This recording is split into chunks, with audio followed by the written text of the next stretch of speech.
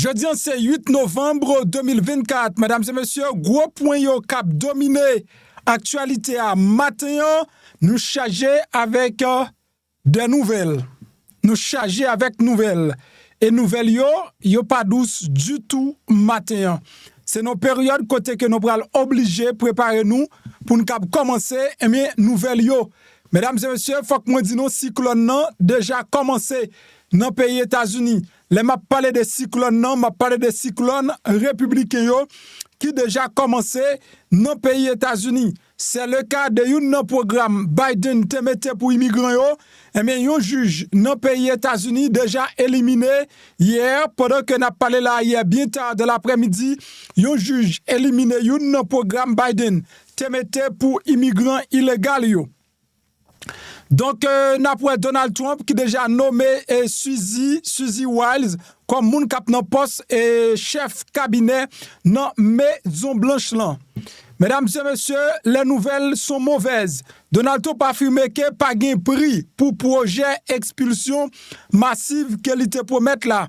Dans une interview exclusive il te gain avec NBC News, Trump parlait de promesses campagne pour procéder à la plus grande déportation d'immigrants de l'histoire des États-Unis, quel que soit le coût, quel que soit le prix, ça pourra le payer.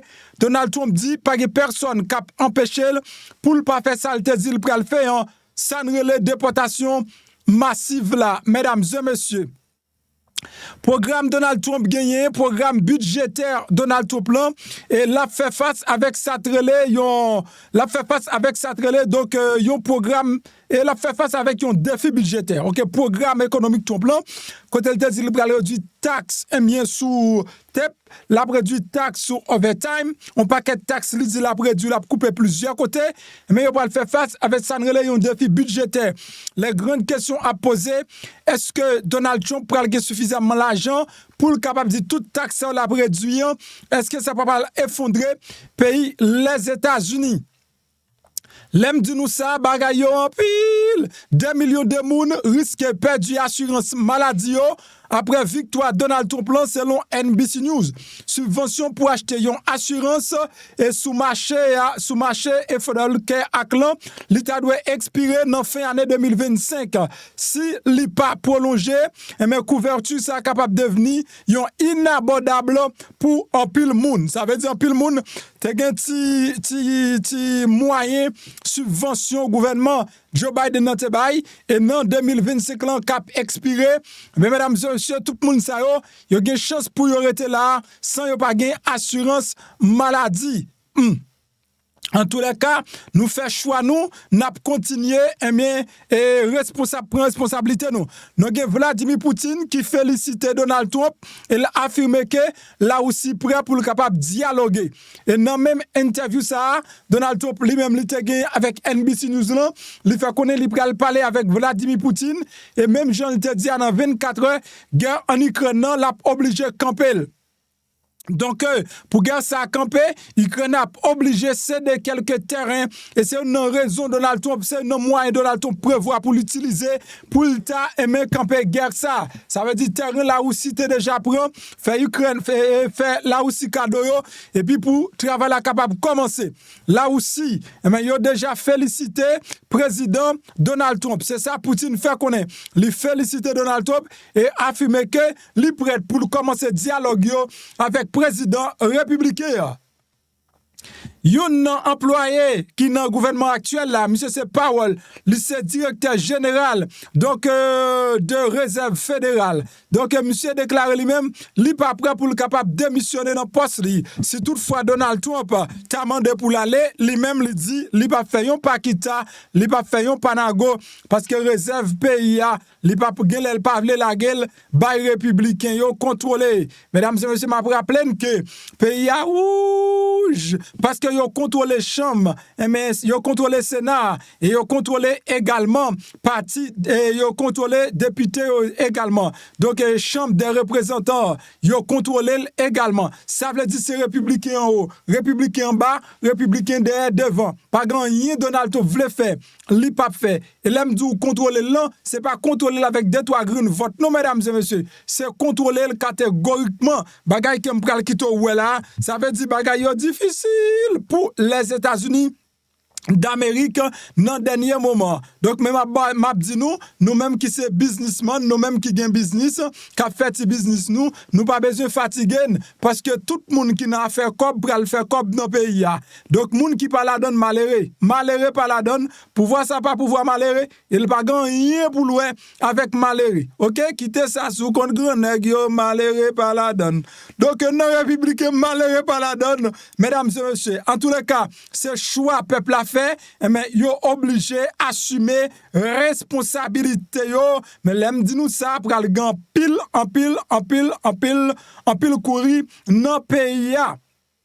Donc, nous avons Karine Jean-Pierre, qui est directeur, qui est secrétaire en dans palais Maison Blanche là. Mais mesdames et messieurs, Karine Jean-Pierre, lui confirmé président Joe Biden pas gain intention faire petit garçon là que les anti Biden grâce parce que démocrate c'est rancé après avec la politique, yo pense politique non jouer avec moun, c'est grâce yo vinn faire yo même et mais elle dit yo pas faire propre petite par la grâce pour yo ka elle paraître bon moun. Et mais quitter le boulet prison garçon, pas gain problème parce que république yo pas non jouer yo même, c'est craser briser qui vinn fait là. Pral gen 4 ans, garçon pas campé dans le pays États-Unis.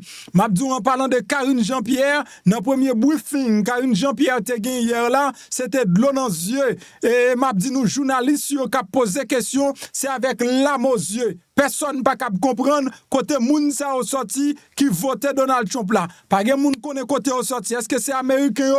Est-ce que c'est chinois yo? Est-ce que c'est russe yo? Qui moun yo? Qui moun yo? Parce que pas gen moun comprendre bagay ça. Car une Jean-Pierre t'a promettre dans quelques semaines, quelques mois, même années, tout le monde a connaît ça qui t'est passé. En tous les cas, Joe Biden lui-même lui fait la meilleure des choses. Parti démocrate l'a demandé le bail vague, il dit lui-même puisque c'est ça qui est bon pour nation, il te fait mais je dis à assumer responsabilité nous, mesdames et messieurs. Moi-même et franchement me dit nous, me tape tout pas jamais dans politique encore. Comment élection fini? Donc finalement, m'pas que gain vote cap contrôler encore parce que mesdames et messieurs, est-ce que gain vote cap contrôler toujours? Nous garder nous là et il y a 211 et puis non, Chambre des représentants, il y a 211, Parti démocrate là 199 et l'arrivée bon côté maintenant sénateur il y a 52 sénateurs qui déjà élus. Et maintenant gagné pour Parti démocrate là il y a 45. Mesdames et messieurs, ça veut dire c'est pas deux green moun qui fait différence là. Si Donald Trump veut faire bagaille, pas de personne qui peut empêcher le faire ni dans Sénat, ni dans parti député yo. Mais ni dans présidence là, yo gen contrôle tout pays en général, mais ça que pral fait là, c'est celle papa bon Dieu qui connaît MP. Et on peut saluer nous matin. Non, m'a fait ça, m'a fait. Bonjour, bonsoir à tout le monde. Comment nous y est? Moi, espérons en forme. Si nous regardons la vidéo, ça, nous là toujours. Et nous dit papa bon Dieu qui est dans le ciel là, un gros merci qui fait un cadeau, un jour en plus. Non, pam, c'est MPH, Zami Miorelem MP. Et les ni ma belle mamie relève MPP, l'autre boule sucre toujours à chercher yo non pour yo bon moins. C'est tout au plaisir pour me passer pour me fournir nos informations. Soit à peine venu sur channel YouTube ou peut-être là ou capable sur MPH ou capable sur HPM et bien moi encourager mesdames et messieurs pour capable garder est-ce que ouais bouton subscribe là. Est-ce que ouais si ouais bouton subscribe là pendant vous regarder vidéo c'est que vous pouvez abonner parce que quand pile monde cap écrit cap dit MP pas kon si m'abonner ak si m'pas abonner non petit gâteau. Et m'a dit mami mais comment faire connaître sur abonner ou regarder pendant ou regarder vidéo non là garder pour est-ce que ouais gon bouton qui marqué subscribe en bas ouais et oui et bien pour elle qu'on peut abonner cliquez sur bouton ça automatiquement fin cliquer sur bouton ça là bas une cloche notification cliquez sur cloche notification là bas 3 options pour une première option qui c'est tout comme ça mami à chaque fois petit garçon monte une vidéo ou joindre notification pas jamais oublier la un like en bas vidéo ça. Gen moun qui t'a dit tout MPH, nous vivons un petit cob là fait la vie, nous pas côté pour nous voir li. Oui, c'est YouTube qui t'a bloqué ça, mais hier soir le débloqué. Si toutefois vous voulez aider moi, ou capable toujours aider moi. M'a dit moun l'huile bénédiction yo, moun l'huile de prospérité yo. Et mais mesdames et messieurs, moun qui te fait devant yo, les 7 devant yo aller reste yo. Donc au cours de semaine qu'apontra, n'a voulu tout aller net ou même qui te fait commande là ensemble avec nous. Donc ou pral joindre très prochainement. So, qui ça pour nous dire encore? Qui ça pour nous dire encore? On entre dans le détail yo, on nous rentre dans le détail information pour matin. Et nouvelle yo, pour moi-même, m'pa gen bonne là-dedans du tout non. M'pa connaît pour l'autre côté, mais pour qu'on y a là, m'pa gen bonne là-dedans du tout. Mais n'a commencé prendre par cyclone nan qui commençait. Mesdames et messieurs, la justice jeune lumière rouge devant yo pas peur, y a attaqué, yo commencé à attaquer, mais programme Joe Biden yo sérieusement. Ça qui l'aide dans dossier c'est que c'est non plus bel programme Biden non, plus belle là, l'aime du plus belle là et c'est plus belle là, ça veut dire programme qui plus paraît légitime non. Ça li un petit peu bail qu'est sauté mais nous pas ta besoin de qu'est sauté m'pense c'est préparer pour ça pour arriver parce que m'pas bon menti donc c'est plan n'a chercher n'a continuer informer pour nous qui ça plus bon pour nous capable dire parce que pas personne qui gagne espoir que Donald Trump t'a pral quitter programme Biden non li là donc bon Dieu pas aucun miracle non li pas qu'à faire mais pas gen monde qui gagne garantie ça que Donald Trump lui-même li t'a pral quitter programme Biden non mais il continue course li. OK et si l'Éternel voulait qu'elle fait volonté li, c'est ça seulement nos cap dit. Donc yon juge dans la cour États-Unis, voyez jeter bien loin hier mesdames et messieurs, non poubelle et le verbe utilisé c'est le verbe éliminer. Yon juge éliminé programme Biden pour les conjoints sans papier. Ça ne le programme Parol mais puis comment pour la ça quoi c'est PIP à Parol in place là, c'est lui-même yon juge getan éliminé complètement hier.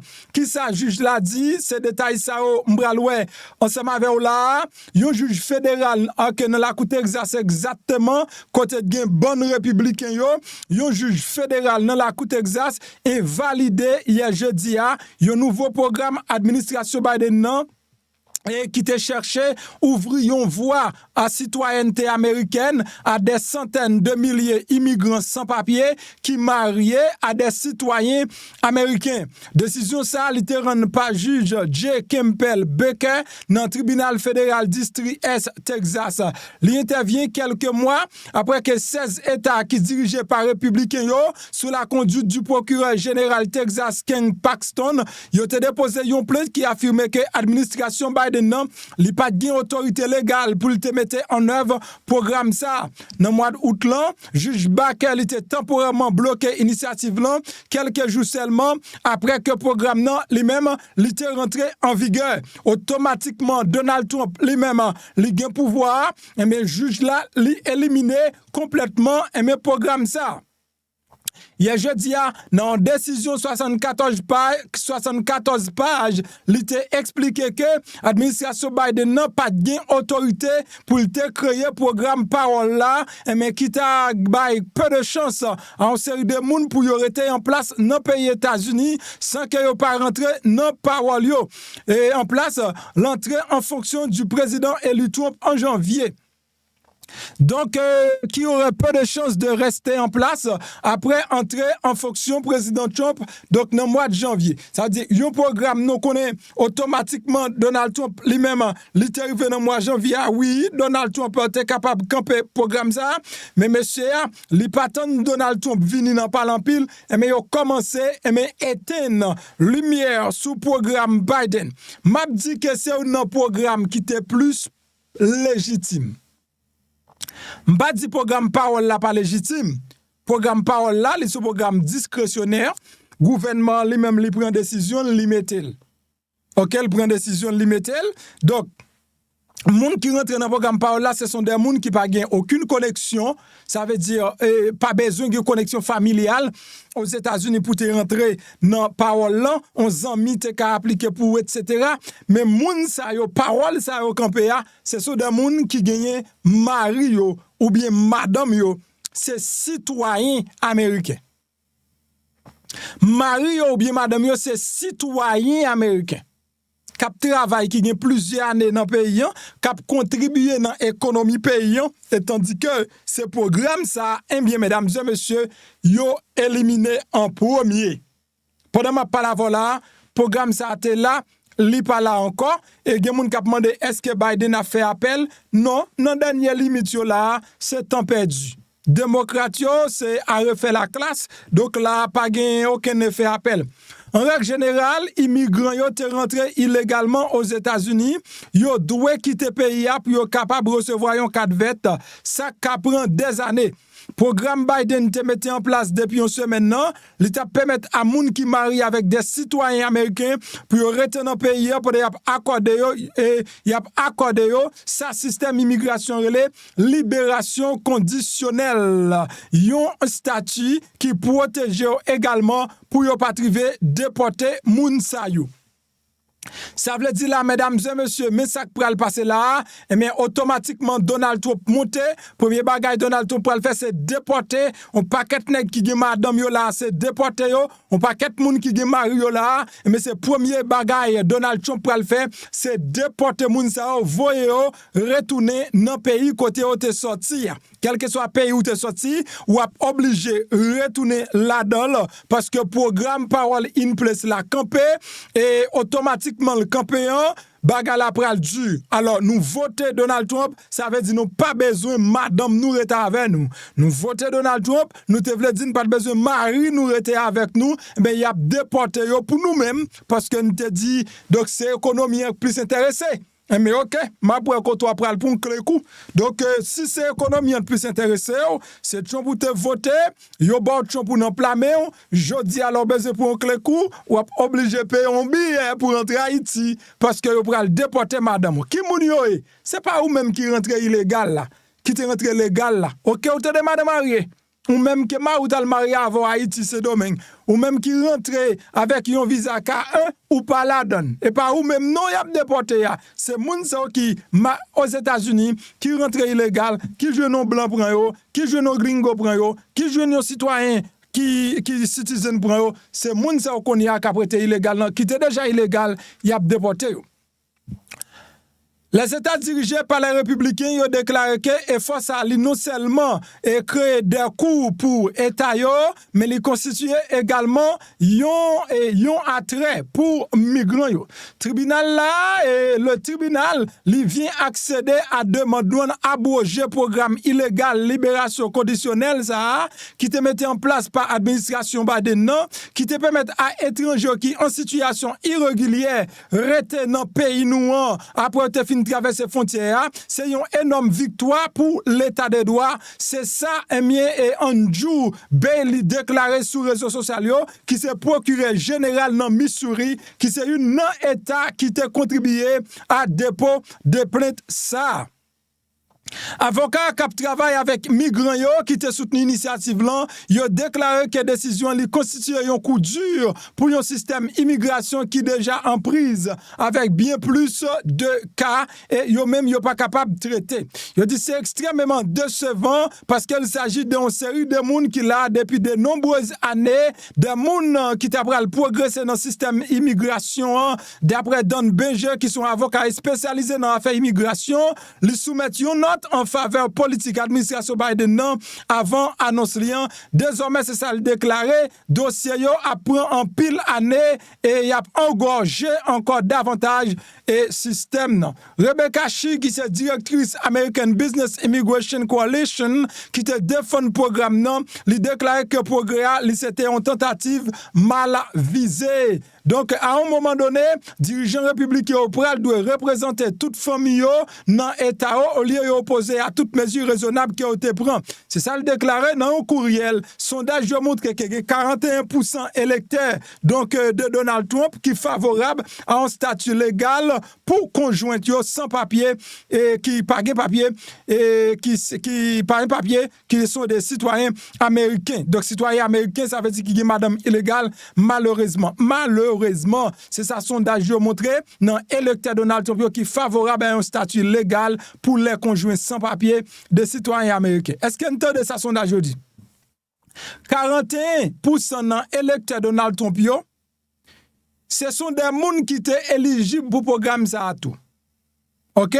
41% électeurs Donald Trump, ce sont des gens qui étaient éligibles pour le programme ça à tout. Et bien, yo même, comment on va le faire? L'administration Biden n'a pas répondu à aucun commentaire immédiatement après que le juge là lui-même te prend décision pour te camper programme ça. Et bien, président Joe Biden lui-même te metti. Mais on bagaille que m'a dit nous, mesdames et messieurs, et les États-Unis pas jamais joindre un président aussi loyal que président ça qui est Joe Biden. Oui, n'a pas toujours un président, pays a toujours existé, mais un négocie sage que Joe Biden l'a compliqué pour les États-Unis, mais joindre un monde comme ça.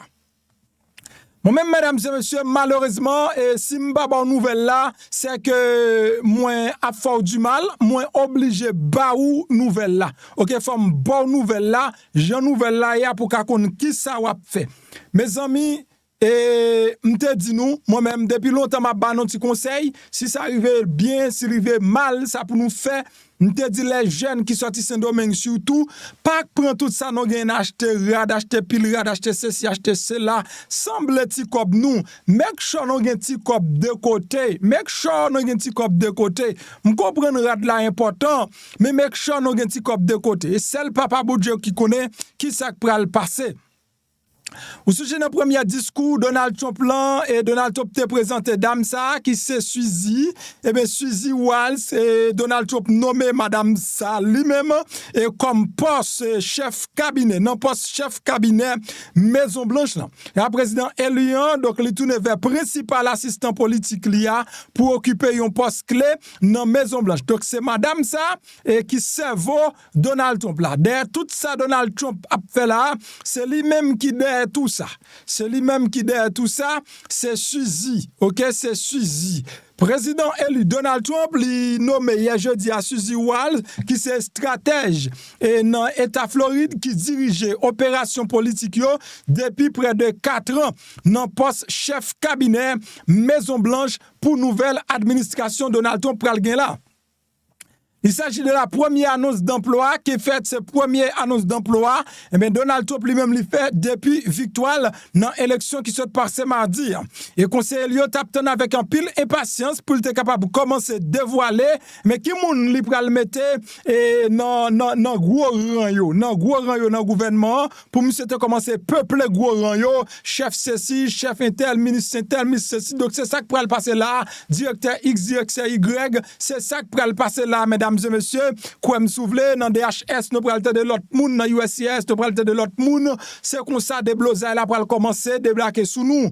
Donc les ex-directeur ICE qui parlait de comment déportation massive là capable faire tout, si m'gon ti chance ma quitter n'tendel. Donc madame Walls, Trump fait appel à une collaboratrice qu'elle connaît bien et qui travaille en étroite collaboration avec lui, qui comprend le mode fonctionnement, qui proche famine et à laquelle la plupart des membres de son équipe actuelle sont très fidèles. C'est lui-même qui a première femme qui a occupé poste ça. Madame Walls lui montre qu'elle était capable de survivre dans le style gestion chaotique Donald Trump qui te conduit le changer chef de cabinet à 4 reprises au cours de premier mandat. Il travaille sous campagne Donald Trump en 2016 et en 2020, mais à des postes qui étaient moins importants. Mais c'est Trump relève pour le cap diriger opération politique dans début 2021, puis après que lui-même était quitté fonction en disgrâce, après qu'elle était tenté renverser c'est élection 2020. Lycée seule directrice campagne qui était survécu à une campagne entière pendant le travail pour lui. Donc c'est la première fois Donald Trump utilisait un monde tout entière mais pendant toute campagne la net. Suzy, li très dur, li intelligente, li innovante et puis li universellement admiré et respecté. Donc Trump dans un communiqué l'annoncer décision là, il dit moi pas aucun doute que la prendre pays a très fier. Décision pour le choisir, décision de choisir quelqu'un de son entourage proche contraste fortement avec Schwal après première victoire présidentielle en 2016. Et il avait alors choisi quelqu'un avec qui il avait peu d'expérience, blablabla. Bla, bla, bla. Donc il a dit, mon monsieur te gagné première fois, donc c'est pas mon qui te connaît, qu'on y a la fonctionnaire que mon li connaît. La plupart des membres entourage Trump et yo souhaitait que Madame Walz que Madame Walz, c'est lui-même qui était en place ça. Donc, il était entretenu des relations étroites avec vice-président Elian Tout, J.D. Vance, avec famille et Donald Trump, notamment avec deux petits garçons, Donald Trump Jr. avec Eric. Nomination pour le permettre de faire avancer processus transition. Donc, dans le prochain jour, Trump ta doit commencer à examiner non moun kap nan chef cabinet nan poste qui plus important dans le gouvernement, notamment moun kap nan chef cabinet. Madame Walz qui se fille légende football américain Pat Summerall, li pas issu de la base politique extrême droite de M. Trump, mais lui permet à Donald Trump continuer à fonctionner alors qu'elle t'a suivi et dans tout dossier pénal non connaît qui était sous tête Donald Trump. Walz li te soutenu effort président Trump te fait pour élargir coalition dans l'élection générale au-delà de la base blanche plus âgée. Donc, c'est un monde qui rare des femmes qui devenus proches dirigeants et mouvement MAGA, tout entretenant des relations avec certains membres de la vieille garde de M. Trump. Donc, voilà. Donc, c'est pas facile pour une femme marcher près Lyon ça, mais Walz lui-même, lui fait ça très bien. Le chef cabinet est crucial dans toute Maison Blanche et lui servi traditionnellement de gardien, de pilote de gardien et de pilote du programme du président. Il est souvent décrit comme deuxième poste qui est plus puissant dans Washington après la présidence. Mais Trump, dont le modèle de leadership de son secteur immobilier était peu hiérarchisé, n'a jamais compris ce rôle et s'est opposé aux efforts visant à créer un processus ordonné. Donc Donald Trump pas qui respectait et place ça même avec business li, mais c'est ta place qui deuxième place moun qui vini après président, c'est lui-même dame ça, lui-même li pral occuper là mesdames et messieurs. Donc et le président le précédent choix de M. Trump donc pour poste chef d'état-major là pas aucun sens, il était choisi soit parce qu'il était gagné et des recommandés par des républicains, des Rorans, etc. Donc, année ça, nous pral petit, comment Donald Trump lui-même, il pral comment continuer choisir moun yo. Mais pour qu'on y a un résumé, mesdames et messieurs, Sam Cardino, c'est Suzy Walz, mais c'est lui-même qui déjà connaît lui-même, qui poste, il pral jouer dans le gouvernement Donald Trump là, et nous connaissons Elon Musk déjà connaît tout lui-même qui poste libéral jouer, libéral là pour surveiller bonne marche et gouvernement, et John Kennedy Jr. qui te rejoint Donald Trump lui-même tout. Donc nous déjà connaissons yo pral mettre dans le ministère de la santé, quand Donald Trump gagne un projet pour le capable éliminer le ministère de l'éducation. Anyway, n'a suivre comment bagay yo pral yé. Donald Trump li affirmé que pas gain prix pour projet expulsion massive là et c'est NBC qui porte nouvelle là, c'est un média pour démocrate que yo et tout média ça yo tout net yo nan gros yo pas senti yo bien. Donc il dit fait que c'est Donald Trump qui gagne élection mais yo t'es rentré fait une interview avec Donald Trump parce qu'actuellement Donald Trump c'est le président de tous les Américains sans distinction, il doit tout le monde moun service et qu'elle voulait, qu'elle pas voulait. Dans une interview exclusive avec NBC News, Trump lui parlait de promesses campagne pour le posséder à ça les plus grandes déportations immigrants dans l'histoire des États-Unis. Ça veut dire Donald Trump continue à faire promesses là pour déporter plus de monde qu'aucun président. Let's bring in moderator of Meet the Press, Kristen Welker. Kristen, we know you just spoke exclusively with the president-elect on the phone, and you asked him about his calls with President Biden, Vice President Harris. How did those conversations go? What should we know? Well, Zinkley and Kate, first of all, former President Trump, President-elect Trump, saying he believes he has a mandate in the wake of his decisive victory. Here's what he said. He said, quote, "It's a mandate to bring common sense back to the country." As you just said, I did ask him about his phone calls with President Biden and Vice President Kamala Harris. He described them as very nice calls. Donc, monsieur fait connaître son mandat pour le porter common sense back dans pays ça. Very respectful both ways. He said that when he spoke with the vice president, she talked about a transition. She'd like to see it be smooth as can be. And I agree with that, he said. 100%. He said it was a very, very friendly. Kamala Harris te parle comment qu'elle prêt pour le capable faire et transition très smooth. Ça veut dire très facile pour lui, très easy avec équipe client. Et Donald Trump dit, lui très content ça et l'apprécie ça. Call. He said his call with President Biden echoed that call with the vice president, and he said that the two are planning to have lunch in the near future. So, donc yo planifié pour yo ta prend lunch ensemble tout. Donc avant que Biden allait. Donc on connaît faut que lui invite monsieur pour venir manger ensemble avec lui. Donc il est prêt pour venir. Just some notable details as he prepares for this transition. I asked him what he wants to do with that mandate. I said, look, you've been talking about immigration. You've been talking about your tariff plan.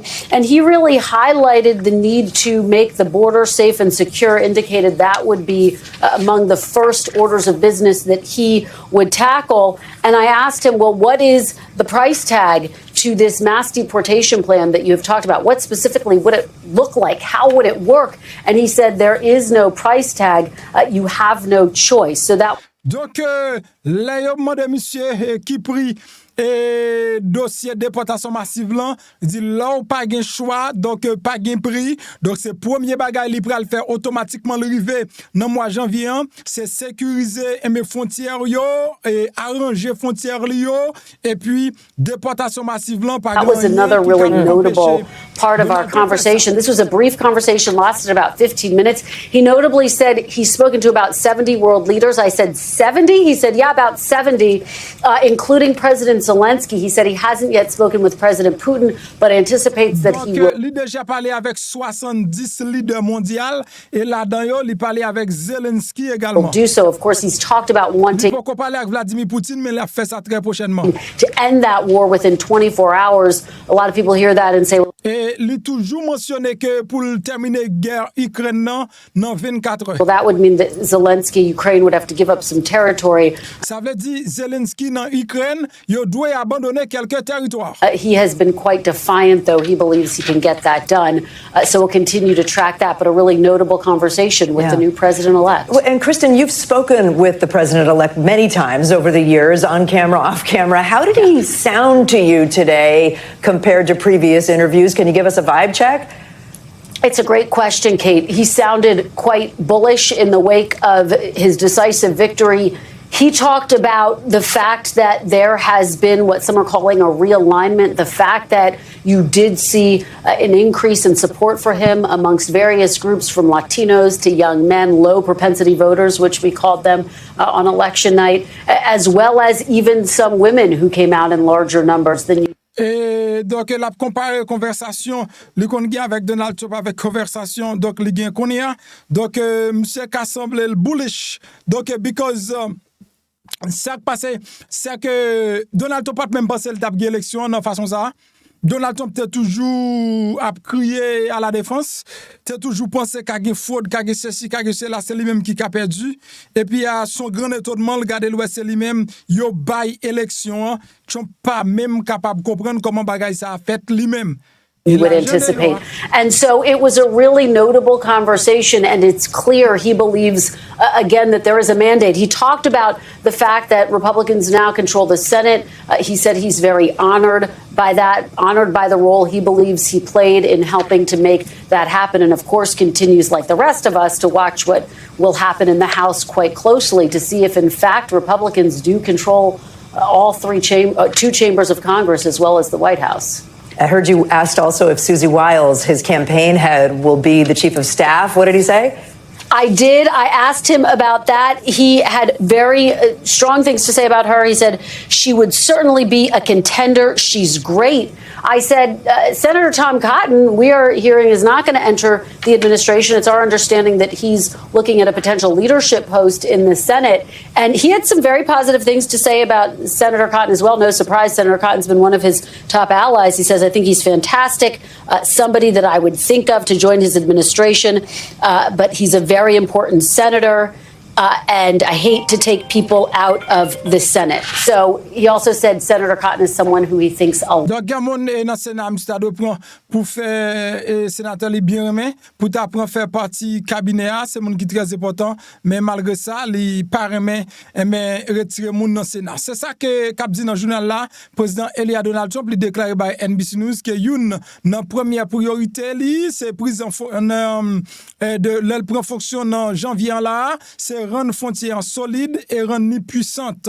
Interroger sous promesse campagne pour procéder à sa expulsion massive là. Donald Trump déclare que l'administration là, li pas gen l'autre choix que pour le mettre dossier administration massive là en exécution. Trump déclare qu'elle considère victoire écrasante li sous vice-président Kamala Harris comme un mandat pour le porter un bon sens dans pays. Nous devons évidemment rendre frontières la solide puissant, en même temps nous devons vouloir que moun yo vini dans pays. C'est ça le déclarer au vin légal. Et vous savez, je ne suis pas quelqu'un qui dit non, vous ne pouvez pas rentrer. Nous voulons que les gens viennent. Moi, pas un monde qui dit non, pas vle moun vin dans pays. Non, moi vle moun yo vini, moi vle yo vini légal. Est-ce que ça t'a vle dit que sous administration de Donald Trump, pral gen plus visa qui bail? En tant que candidat, Trump te promet à plusieurs reprises pour te mener donc plus grande opération expulsion de l'histoire américaine, interroger le sous-courant. Donc ça pas gain prix, ça veut dire Donald Trump promet, mesdames et messieurs, dossier expulsion et déportation, ces bagailles automatiquement li paraît dans mois janvier, c'est premier bagaille l'a fait là. Programme Donald Trump te gagné également. Conseiller président Elian Trump, républicain dans Capitole, il a cherché déjà des moyens pour réduire certaines de ses idées les plus coûteuses. Donc, il y a pile promesse qui t'est faite. Jean Capabouel dans campagne, promesse campagne là, pas de taxe sous TEP, pas de taxe sous overtime, pas de taxe pour 10 et pour date, pas d'impôt sur les pour boire, moins d'impôt donc sur les sociétés, pas d'impôt sur les prestations de sécurité sociale.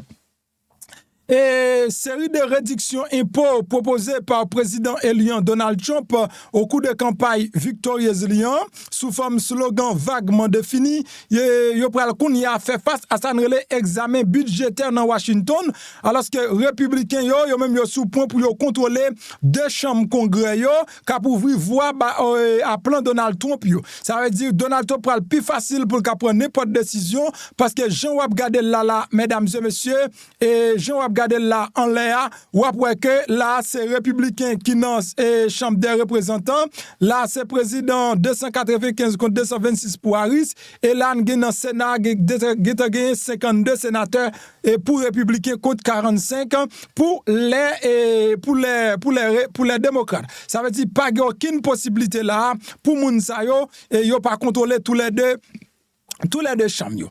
Ambition Donald Trump pour un autre mandat, ça doit finalement rivaliser avec réalisation phare de premier livre. Donc, Donald Trump pour le faire, ouais, gagne un pile de défi pour le lever. Donc, quand elle pral joindre l'argent pour le faire bagay ça, même pour faire déportation massive là, yo dit ça pral coûter des billions de dollars. Alors, est-ce que gagne quoi pour faire tout ça vrai? Ou du moins comme Joe Biden fait connaître l'équité, yon économie qui bien solide, monsieur a li pral bouremel l'économie ça pour le capable privé faire travail l'IA.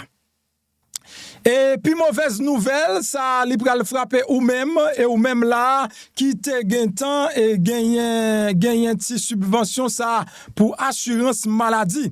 D'après journal NBC News, des millions de monde risquent perdre assurance maladie après victoire Donald Trump là.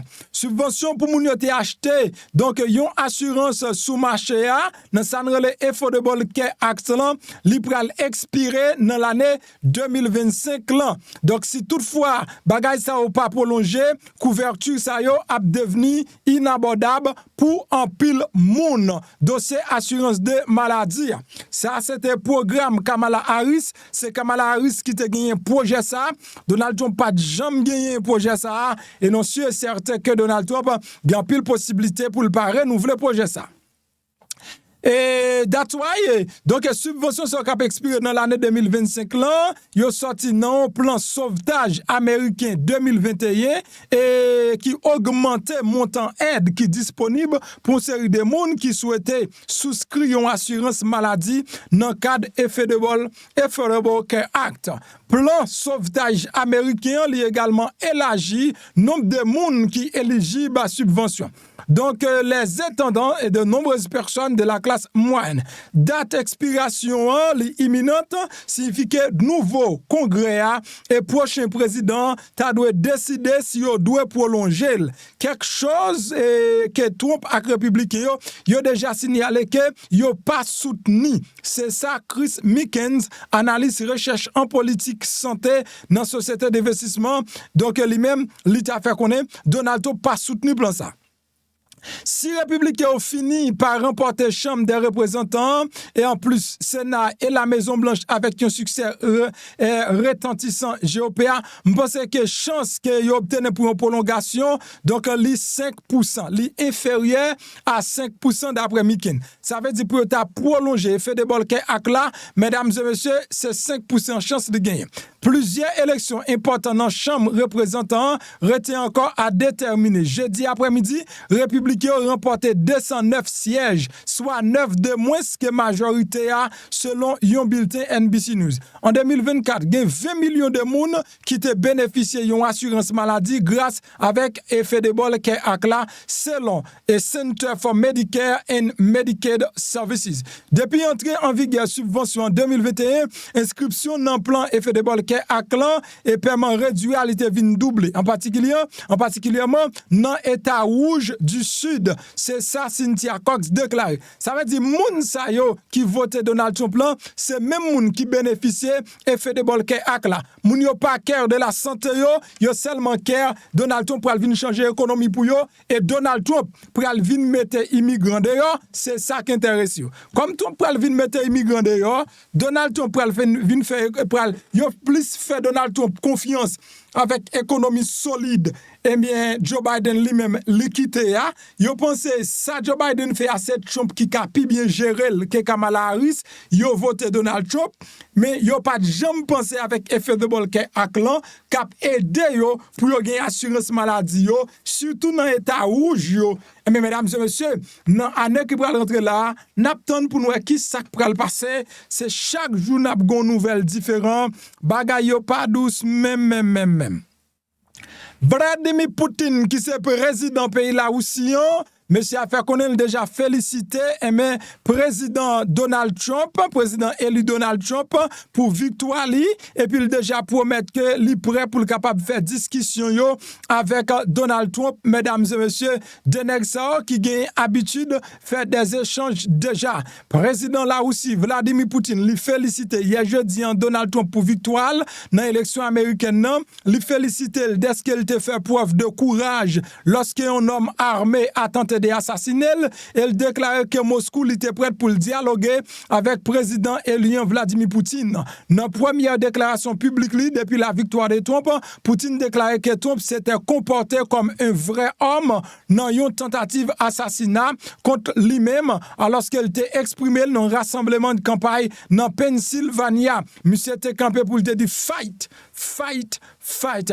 Il comportait, à mon avis, de manière donc tout à fait correcte, courageuse, comme un vrai homme. C'est ça Poutine lui-même lui déclaré. Mesdames et messieurs, les États-Unis dans les derniers jours, te connaît Vladimir Poutine comme plus gros ennemi. Je dis à pas ennemi encore, c'est plus bon ami. Alors, c'est choix ça peuple américain fait. Yo déclaré Vladimir Poutine pas ennemi. C'est ça que fait yo voter Donald Trump. Trump a déclaré durant la campagne qu'il est capable de ramener la paix en Ukraine dans les 24 heures si toutefois il était élu. Mais il a donné peu de détails sur la manière dont lui-même il pral fait ça. Chef Kremlin âgé de 72 ans, il pas n'a émis qu'une seule mise en garde. Je ne sais pas ce qui va se passer maintenant. Je n'en ai aucune idée. Donc Kremlin pas aucune idée. Il pas contre qui ça pral passer qu'on y est. Donc qu'on y a là, il pral discuter et puis pour rejoindre un accord comment pour yo même yo camper guerre. Mais Donald Trump lui mandé Sote Ukraine perdu yo quitter la Russie et puis camper guerre ça. Donc c'est ça Trump pral dit.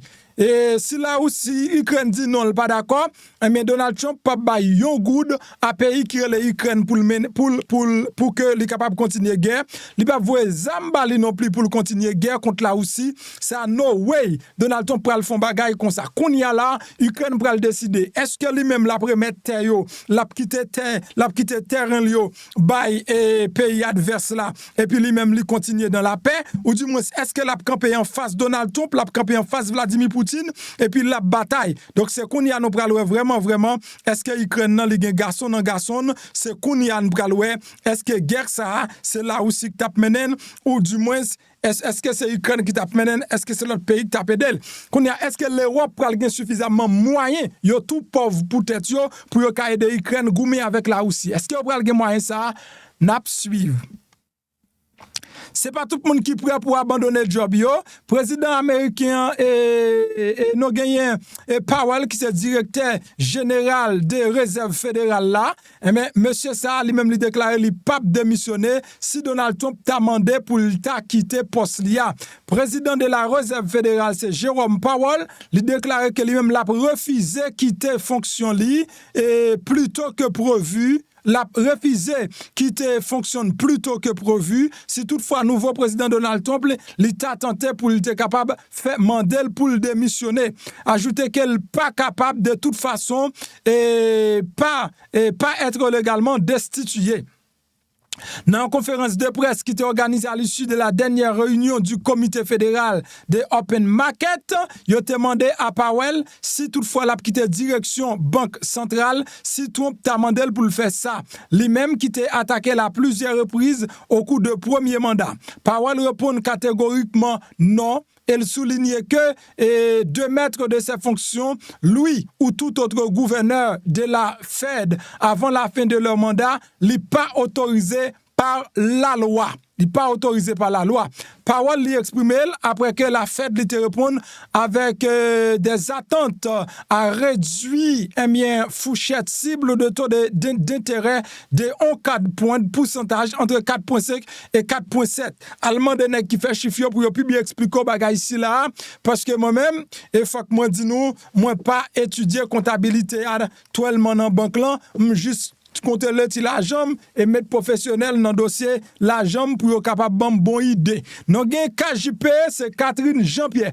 Il affirme que président Joe Biden n'a pas gain intention de faire petite garçon de grâce pour fraude fiscale et accusation qu'il y a à ma feuille. Dégagez nous. Petit tout pour pouvoir non mon. Ou voulez faire grâce ou faire grâce tendez frère. Ou pas voulez faire grâce quitter le boulet prison. De toute manière n'a pas si Donald Trump pas fait tête les grâce non même.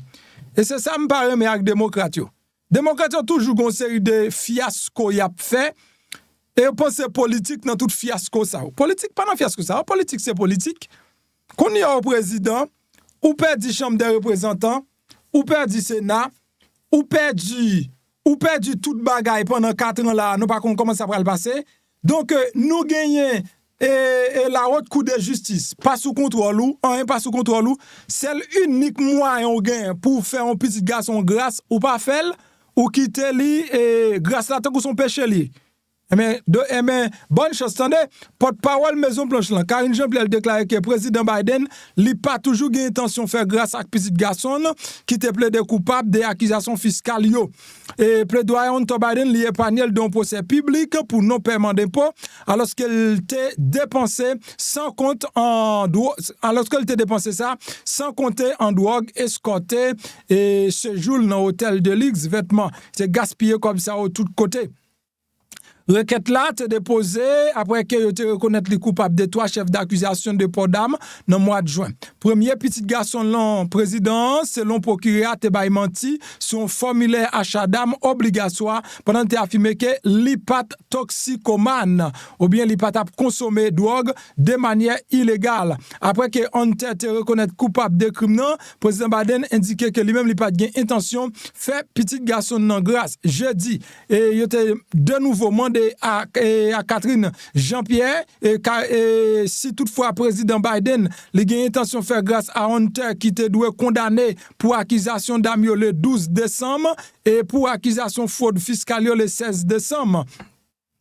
Donc, on nous a posé cette question à plusieurs reprises. Notre réponse est toujours la même. C'est ça, un bien secrétaire Maison-Blanche, lui-même, lui déclaré, mesdames et messieurs. Mais Karine Jean-Pierre, j'en connais une dit c'est origine haïtienne, c'est en forme à la garçon. Et bien, hier, qui t'a répondu une question, ça, dans le premier briefing, lui t'a gagné, et bien, avec journaliste qui t'a posé, et bien, Karine, en pile question, demandé est-ce que Joe Biden pas de l'autre bagarre, il a fait pour te saisi, sauver l'élection. Karine te continue pour le dire, le peuple américain a fait son choix, et job pas nous-mêmes, c'est respecter le choix peuple américain.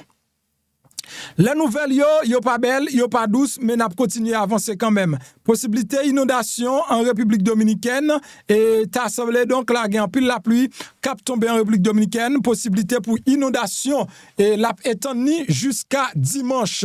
Donc Saint-Domingue, trust me, et j'ai fait une expérience en République Dominicaine. C'était vraiment tragique, mesdames et messieurs. Avant-il que la pluie tombe, tout le pays a inondé net.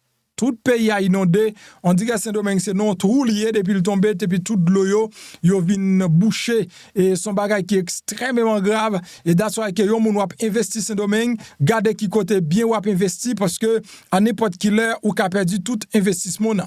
Perspective météorologique en République Dominicaine, yo capable de devenir très pluvieuse dans prochaine heure et possibilité inondation dans tout le pays à étendre jusqu'à dimanche principalement en raison de influence de plusieurs phénomènes atmosphériques. Mais yon dossier n'a suivre.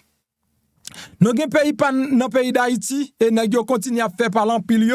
Nous avons responsable collectif et parti signateur comme Montana. Nous avons dénoncé Gary Coney et il dit qu'il fait rentrer mercenaires dans le pays sans consentement capitaine. Nous avons militants et anciens prisonniers politiques Chelson Sanon qui portaient précision sur l'attaque la recevoir nommé la police pendant le long de bien long sous Pierre Espérance, Gary Pierre-Paul Charles, Antonio Cheramidi Don Kato, Carlo Hercule, ministre justice là, li dit qui dé assassiné dans l'idée pour faire même bouche li dans bataille l'a mené pour libérer pays ensemble avec président Guy Philippe, ancien sénateur Guy Philippe, mesdames et messieurs, leader opposition.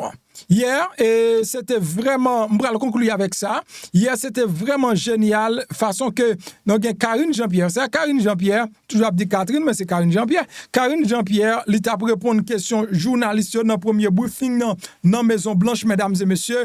Et Mounio t'a posé en pile question pour connaître est-ce que Joe Biden pas senti le gêné, est-ce que Joe Biden pas senti le honte, est-ce que Biden pas gon l'autre bagaille, il était capable de faire pour te empêcher Mounio perdu élection.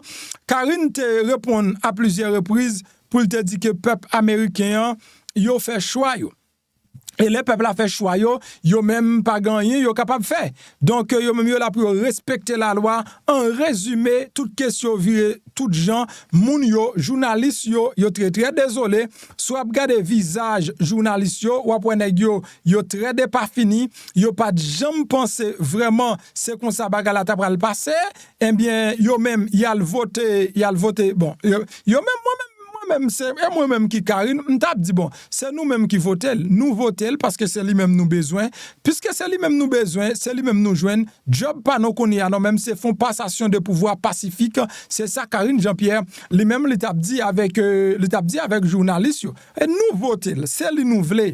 Et jodi an, t'assemblé moun yo fin faire choix yo, tant que c'est dans dormi yo teye, yo pas de connaître si ça t'a ba la tap comme ça, yo sorti. Mesdames et messieurs, soit regarder gens élection passé là, c'est un coup et gen moun qui dit yo pense même Joe Biden pas voter Kamala Harris tellement Kamala lui-même li pas fait voix.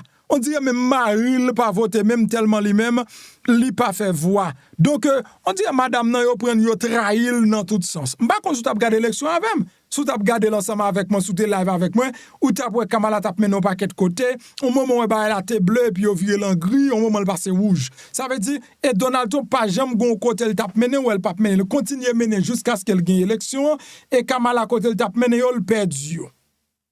Et jodi an bam qui autant de Karine Jean-Pierre, mais qui t'a répondre une question et différents journalistes, mesdames et messieurs. Donc anglais a pas difficile, c'est pas anglais compliqué. Je pense que vous avez une chance pour comprendre plus fort. Dans ça, Karine Jean-Pierre dit parce que je ne suis pas capable et interpréter toutes les a déjà fait nos défauts. Hi, good afternoon, everyone. Good to welcome back to some of you out there who are on the trail. Good to see you all. Okay, as you just heard from the President Biden, he spoke with President-elect Trump to congratulate him on his victory. He also assured him that he would direct his entire administration to work with his team to ensure a peaceful and orderly transition of power. That is what the American people deserve. He also spoke with the Vice President to congratulate her on a historic, inspiring campaign. And for some people, this election is a time of victory, and others, it's a time of loss. To state the obvious, Tuesday's night's results were not our team's desired outcome. There's going to be a lot of post-mortem analysis of what happened in the coming days, in the coming weeks, even in the coming months. And so I'm going to leave those questions to the election experts. That is certainly not my role today.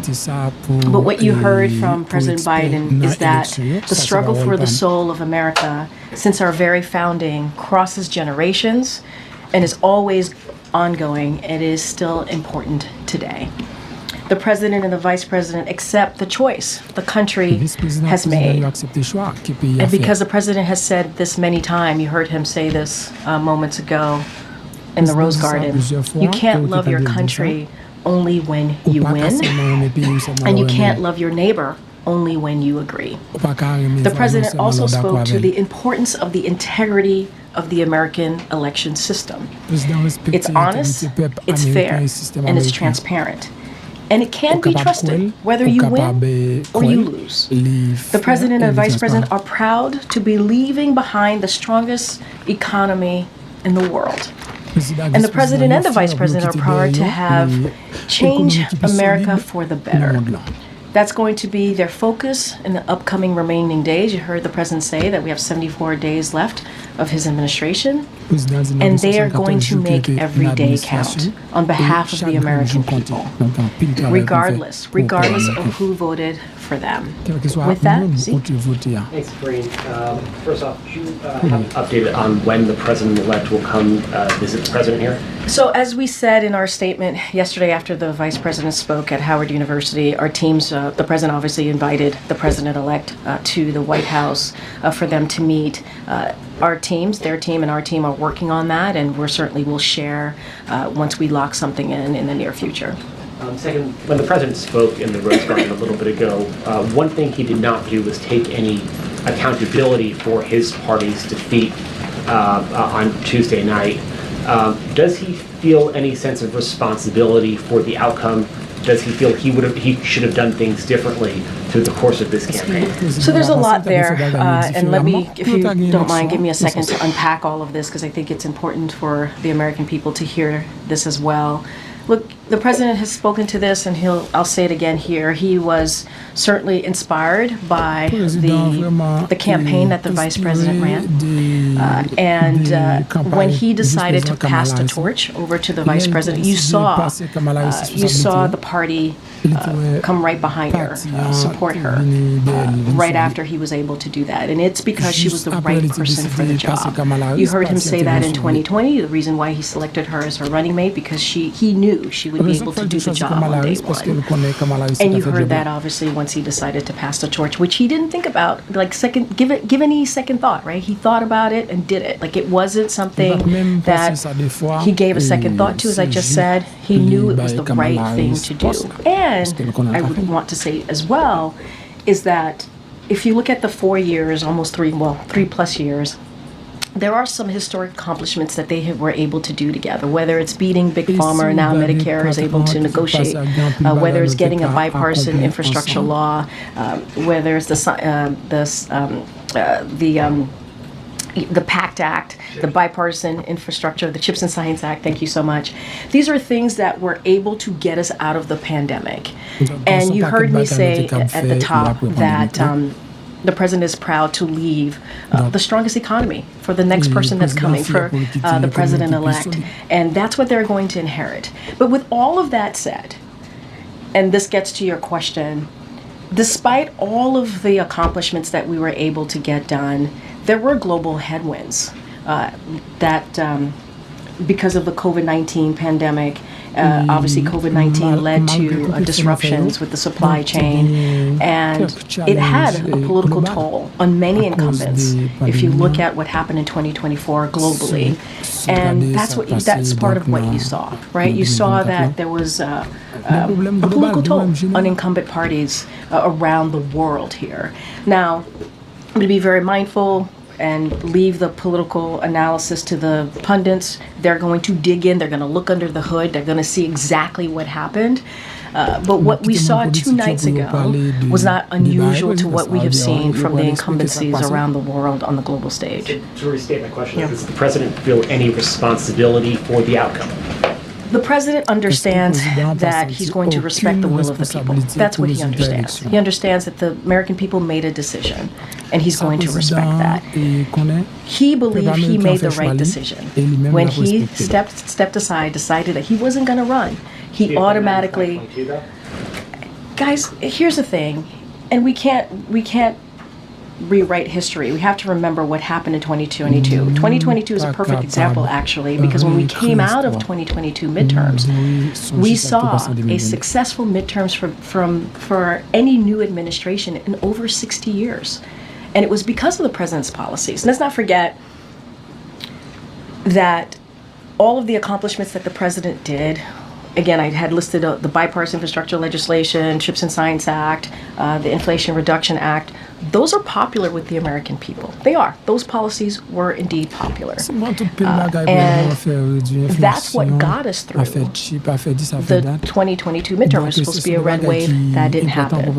And so coming out of that, we did see some historic markers there. And so the president believed that he needed to do. He's always going to put the American people first. When he decided to step down and endorse immediately the vice president, that's what he thought was the right thing to do in that moment, in that time. For me, I'm sure my colleagues have a few unpacked. The president entered office, he said he went around and traveled around the world, met with he's always would recount this anecdote of, I'd say America is back, and then they would say, but for how long? The world now has that answer. It was 4 years and 2 days. Does the president feel like he has let down America's allies and partners that now someone with a very different worldview than him will now be in the Oval Office? So look, I'm not going to get into what the president-elect is going to do, not going to do. I'm not going to do that. What I'm going to say is the president's message is going to continue to be the same. American leadership matters. How we conduct ourselves on the global stage matters. We are indispensable nation on the world stage. That is what the president believes. And that is something that he's heard, to your point, when he was around the world. And he appreciates the cooperation that he's received from our partners and our allies. If you think about Ukraine and how we were able to make NATO stronger and get more than 50 countries behind Ukraine. When you think about what's happening in the Indo-Pacific to the Middle East. And so cannot speak to what the next administration is going to do. I can only speak to what the president was proud that he was able to do over the last 3+ years. And that's going to continue to be our focus. And that's what we believe is the right thing to do on behalf of the American people. Okay, Nancy. Thank you. Does the president have any regrets about when he chose to leave the race or any regrets about deciding to run for a second term?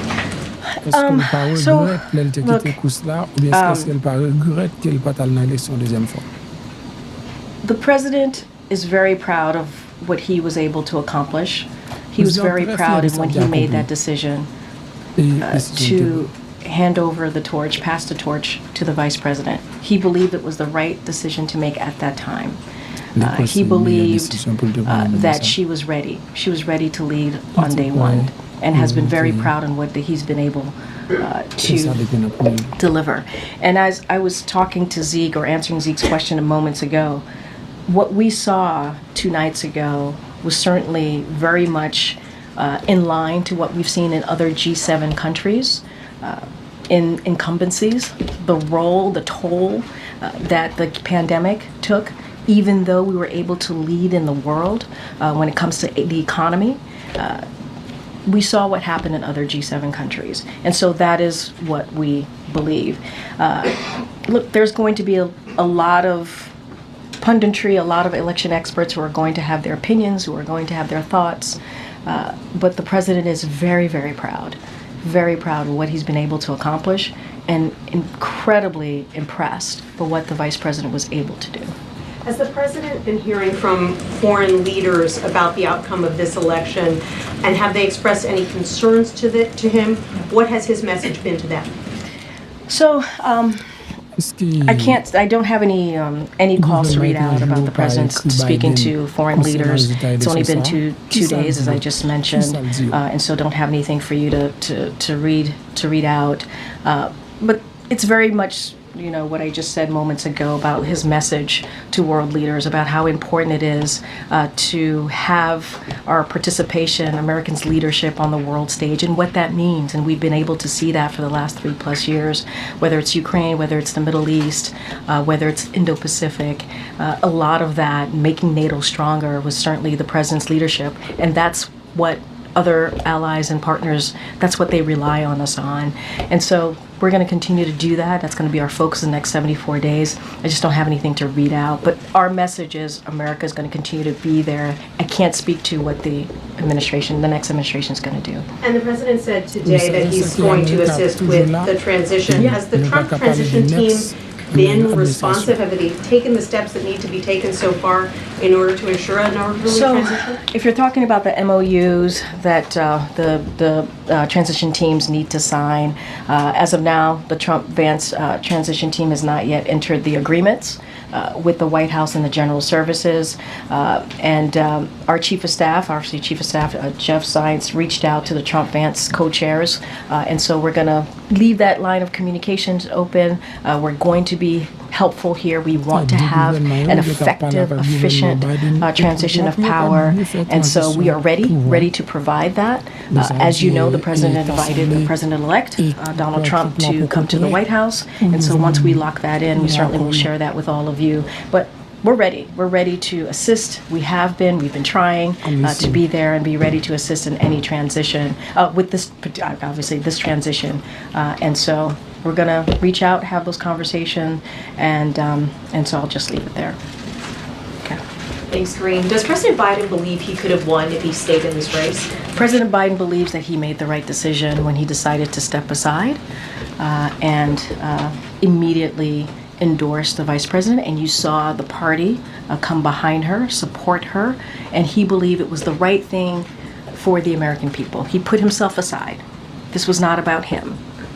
This is about what was right for the American people, and that's what he believes. He believes it was the right decision to make, and he's very incredibly proud. And just to follow up on the previous questions, the president said when he stepped aside that his number one priority was making sure that Vice President Harris would succeed him at the White House. That, of course, is not going to happen. So does he have any regrets? In which way? Any regrets in how it all played out?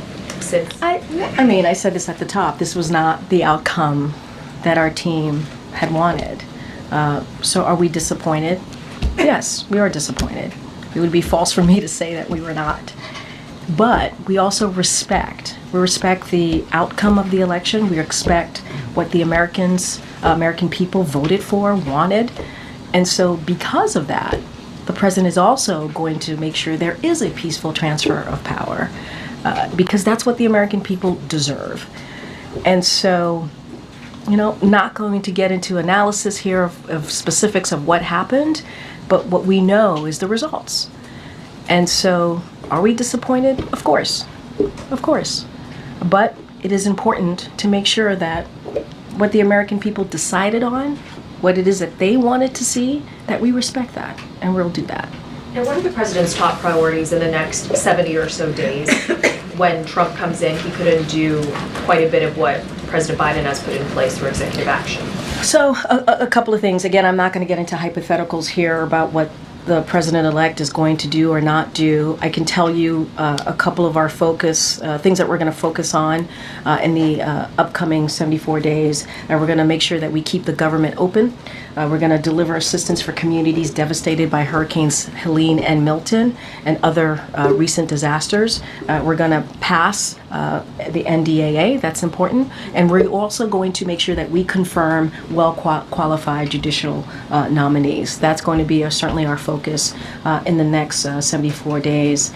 And I'm just not going to get into the next administration, what it is that they're going to do or not do. I can speak to what our focus is going to be. Gotcha. Green, in 2020, President Trump did not invite then President-elect Biden to come to the White House. President Biden has elected now President-elect Trump to come. I'm curious if that was a hard decision for him, given that he didn't have that offer 4 years ago. So, look, you mean a hard decision for him to make, President Biden to make right now? Biden now. I mean, you've covered the president for a long time. I think you covered him when he was vice president. You know Joe Biden, right? You know that this is a person that cares about the American people, that respects the office. And if anything, he has shown that not just the 3+ years, he's shown that as senator, as vice president. And so it is not surprising to me that he would do the right thing on behalf of the American people. This is not about the president-elect, right? This is about the American people. They deserve a peaceful transfer of power. That's what this president understands and wants to make sure that we execute the Biden-Harris administration. And so that is what you saw. That's what you're going to see. That's what you heard from him. You heard that from the vice president as well yesterday when she was at Howard. And that's what you're going to see over the next 74 days. So I think it is in line with who this president is and how he sees the importance of respecting the American people and how it is important to make sure we truly, truly have a peaceful transfer of power. And him being the president, the current president, the onus is on him to make sure that happens. There's been a lot of criticism in the last couple of days directly addressed at President Biden for some of the questions that have already been asked. Running in the first place or not stepping aside faster. Some of that criticism has also been directed at his team and the advisors around him for advising him to do what he did. Can you address that criticism? To do what he did, meaning? Running again, not stepping aside faster, and showing what some people say, quoting folks here, an arrogance of believing he was the only one who could beat Donald Trump. I mean, you said something at the end that I do want to just kind of reiterate and remind folks, and it was a good reminder to me, which is like, look, This is the president who has been the only person has been able to beat Donald Trump. I mean, that is true. In 2020, he was able to do that. There were more than 20 candidates who tried to beat him, and he was the one that has been able to do that. I talked about what happened in the midterms, how it was historical for a new administration in more than 60 years to have been able to have that type of outcome from the 2022 midterms when everybody said it would be a red wave. What I will also say is that he's incredibly proud of the campaign that this vice president ran. Incredibly proud of her. And when he did decide to step aside, he immediately endorsed her, and the party unified behind her. They did. He said that. My question is just if you can or want to address the criticism that's being directed at him for this loss. There's going to be a lot of people who are going to say a lot of things. There's going to be election experts who are going to look under the hood in the next couple of days and weeks and months, as I've said already, and they're going to have their opinion on this race. What I can say is that, and this is something the president says all the time, you get knocked down, you get back up. And the president said this moments again. This is a defeat, but we are not defeated. And the president believed he made the right decision on behalf of the American people, on behalf of this country, to step aside. And we saw what happened in 2022 after the midterms. We saw where we were at that time. And this is how elections are. This is. It ebbs and flows. You win, you lose. And this is where we are today. What we're going to focus on is respecting the American people and how we move forward in the next 74 days. Thank you, Kareem. You talked about the influence that the 2022 midterms had on the president's thinking to decide to run for re-election. But around that time in 2023, polls showed that roughly 80% of Americans believed at that time that the president was too old to serve another term. Did he believe those voters were wrong? What he believed is what 14 million voters decided in the primary to make him and the vice president, obviously she was on the ticket, the nominee. That's what happened. 14 million for this current past primary. 14 million Americans decided that. So they made their decision on who they wanted. They did. That was decided. Now, as we know, in July, the president made a decision to step aside, and he immediately, again, decided to, without thought, without, second guessing, endorsed the vice president. So you had 14 million Americans who made that decision in the primary. But around that time in 2023, the president's team also very firmly encouraged other rising stars, luminaries in the party, people who had participated in the primaries in the 2020 cycle, to rally behind the president and not to consider their own ambitions. Was that the wrong call? I'm not going to get into conversations. I'm not going to get into that reporting. It is not unusual for people to rally behind the leader of the party. In this case is Joe Biden for the Democratic Party. It is not unusual for that to happen. I'm not going to relitigate or get into what was said, not said. I actually don't have any information on that. What I can say is what the president decided to do, what the president believed, and what the president's going to continue to do is put the American people first. That is the most important thing for him.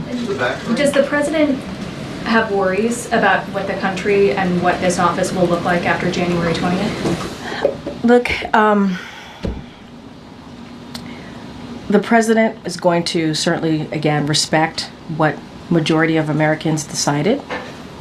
They decided they wanted Donald Trump to be president, and he's going to respect that.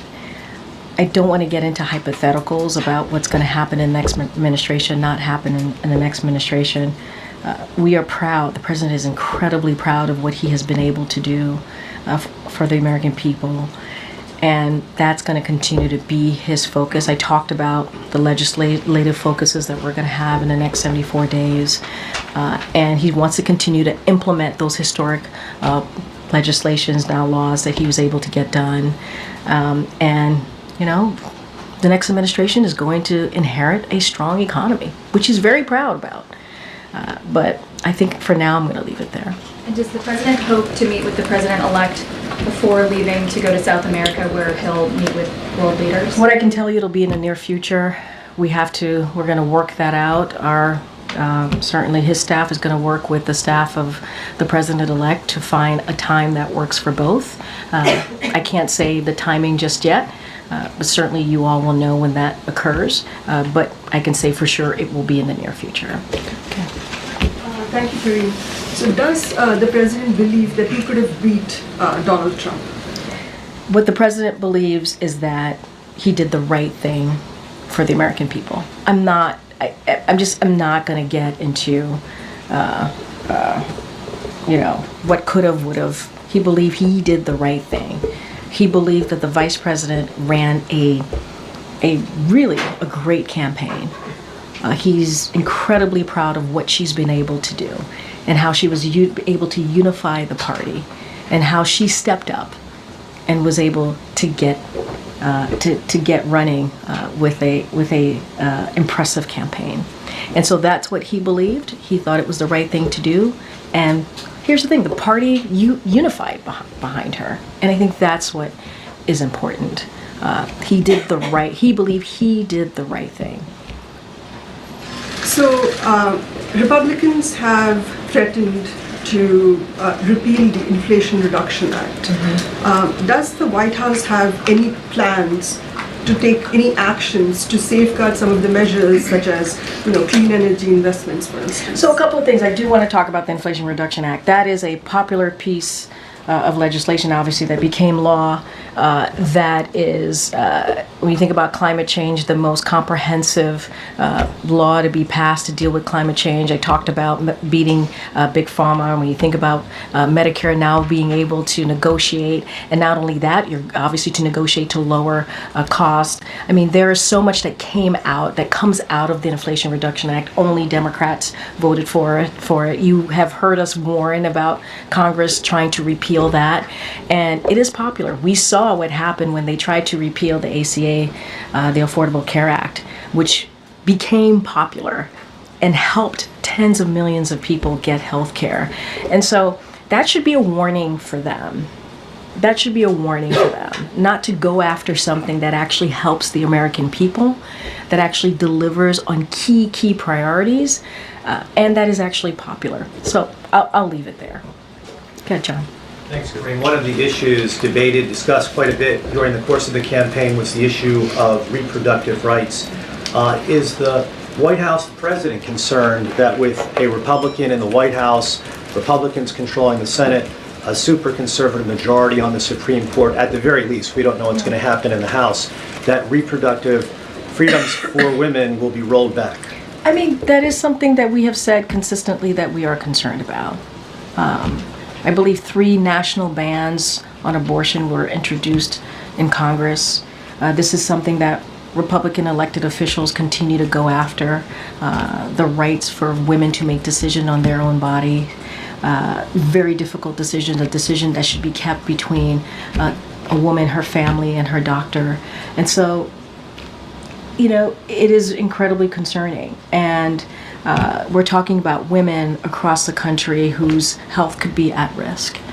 And so what I can say is the president and the vice president is going to continue to stand with majority of Americans on calling on Congress to restore the protections of Roe v. Wade. That's what we want to see. Are we concerned? Yes, we're concerned. Nothing changes about our concern about that post-election. And Republicans in Congress have made themselves very, very clear.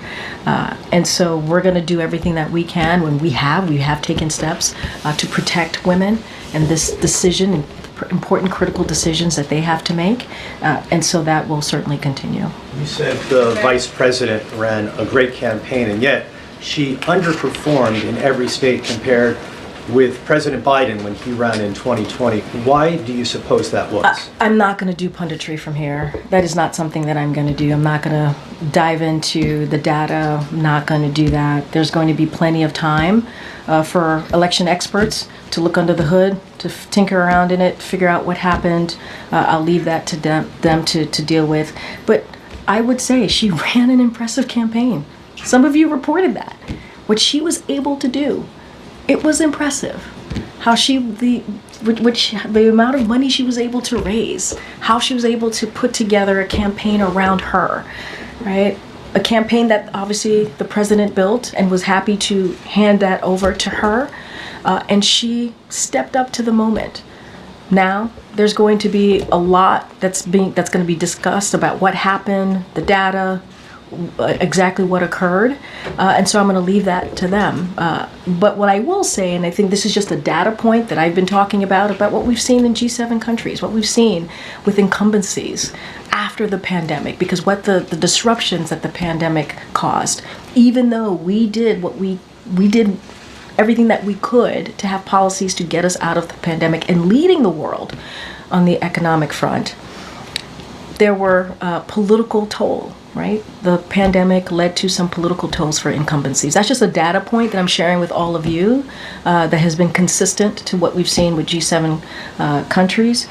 And so I'll just leave it there. Go ahead, Karen. Thanks, Kareem. We heard the president say recently in the summer that the former President Trump's vision for America is dark and that it's not who we are. But given the results on Tuesday night, does he think he misjudged where the country is right now? Look, the country spoke. They did. Majority of the country spoke. They were very clear on where they wanted to see the direction of this country. And we're going to respect that. We are. We're going to respect that. But to your question about what the president said, the president always believes it is important to be honest. He sees it as an obligation to be honest to the American people. And that's what you heard from the president that said there. But again, American people made a decision. We're going to respect that. We're going to have a peaceful transfer of power. That is something the president is going to lead, right? He's going to lead by example. That's what you're going to continue to see in the next 74 days. Thanks, Brady. Picking up on that one just a little bit, earlier you said that the White House's view when it came to reproductive rights did not change from pre- and post-election. The president repeatedly referred to Donald Trump as a threat to democracy over and over again. And this morning, though, he said we're all going to be okay.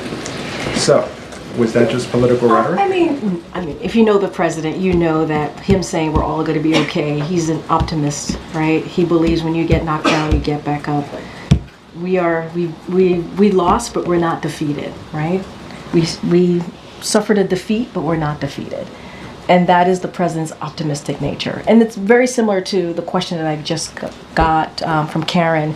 The president believes, as you asked me about the threat to democracy, believes in being an obligation to be honest to the American people. And we cannot forget, it wasn't, just really quickly, it wasn't just the president who was saying this, right? I mean, you had the former president, now the president-elect, talked about an enemy within. Right? He talked about mistreating Americans who disagree with him, about terminating the Constitution. We heard from his former Chief of Staff, John Kelly, and let's not forget the former Defense Secretary, Mark Esper.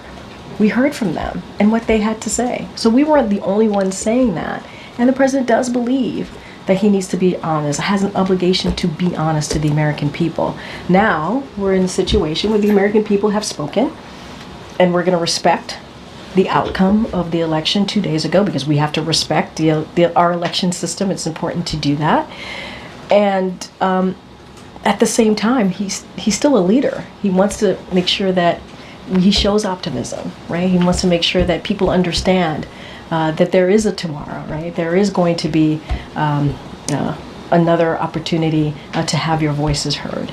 And so that is very much quintessential Joe Biden, I think, if you have followed him and really reported up on him for the past several years. To be clear, do you still believe that Donald Trump is a threat to democracy?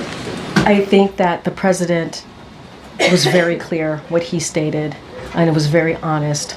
And what we are trying to do, and I get your question, what we are trying to do is respect what the American people decided. We're not trying to cause any divisions here. We're trying to be very respectful of what the American people, but again, when he spoke, he wanted to be honest with the American people and shared what he believed, and it wasn't just him. But right now, we want to move forward. We want to make sure there's a peaceful transfer of power. That's what the American people deserve. On another topic, do the election results ramp up the urgency to get more aid to Ukraine? So look, I think in September, the president talked about surging aid to Ukraine, and we've been hearing us kind of announce aid to Ukraine over the past several weeks, if not months, and so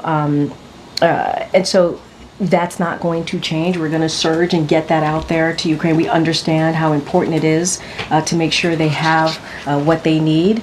And so that hasn't changed. That is no different. And so we're going to surging that aid to Ukraine. We're going to continue to make sure that they have the strongest, everything that they need on the battlefield to push back against Russia's aggression. So that certainly doesn't change. And we have taken action to strengthen Ukraine's air defenses and enhance their battlefield capabilities. And so we are committed. We continue to be committed. But we've been surging that aid for some time. Like I said, when the president made an announcement back on September 26th. And so that's going to continue for sure. And one last one, if Sure. I may. Senator Bernie Sanders, he says that he has suggested that party leadership abandon the working class. What's the White House response? I mean, look, obviously we respect Senator Sanders. He's been a partner with us in many of the important historic pieces of legislation that we were able to get passed. Certainly the senator has been a partner with us. Here's what I will say to that is the president has been called the most pro-union president when it comes to working class, right? Pro-union, if you think about unions, we're talking about the working class, right? And he's done everything that he could to make sure that we created jobs where you don't need a college degree, right? Think about the Bipartisan Infrastructure Act, you think about the CHIPS and Science Act. Those legislation created jobs, are going to create thousands of jobs where you literally could get a six-figure salary a year and not have to have a college education. And the president created 16 million jobs in the past more than 3+ years. And it is because wages went up, right? Unemployment has gone down, and he believes everybody deserves a shot. You hear him say that. Everybody deserves a shot. And building an economy from the bottom up, middle out, making sure that we are continuing to grow the middle class. I think you see that in his policies. And so, respectfully disagree with the senator, and I think you can talk to unions, you could see the jobs that we've been able to create to disprove that. And this is a president that cares certainly about the people who do get forgotten, the people who are not able to make ends meet. He understands what it's like to sit around a kitchen table trying to figure out how you're going to pay for a medical bill, how are you going to pay for your kids' school, how are you going to pay for groceries. And so this is the vice president. Go ahead, Kim. President-elect Trump has heard from a number of world leaders since the election, Xi, Macron, Zelensky, Netanyahu. What is the level of concern that Trump may try to conduct foreign policy in this transition period and get in the way of some of the president's foreign policy priorities? I mean, look, it's not unusual, right, for a president-elect to hear for world leaders, especially after an election win. I don't have anything beyond that. I'm not going to speculate beyond that, and so I'm just gonna leave it there. And does the president see this election as a setback to some of the efforts he's been making to try to get the hostages released, to try to bring peace to Gaza? So look, since you mentioned Gaza, we're going to continue to work to get to advance diplomatic efforts, obviously to end the war in Gaza and secure the release of all the hostages. That's what we're going to continue to do, and as well as our efforts to get to a resolution in Lebanon that ensures citizens on both sides of the blue line can safely return home. And so that's going to continue in the next 74 days. That's going to continue to be a focus, and that's going to continue to be a commitment. Does this make it harder, though? It's asking for speculation. I'm not going to speculate. All I can speak to is what we're committed to do, but that doesn't change. That certainly doesn't change. Go ahead, Tam. Thank you. As you said, the Trump team hasn't yet signed those memorandums of understanding with GSA. Does that in any way impede your ability to help there be a smooth transition? Are there any practical implications in terms of what this White House is able to do? Okay, a couple of things. I'm glad you asked this. So there are two memoranda of understanding under the President Transition Act.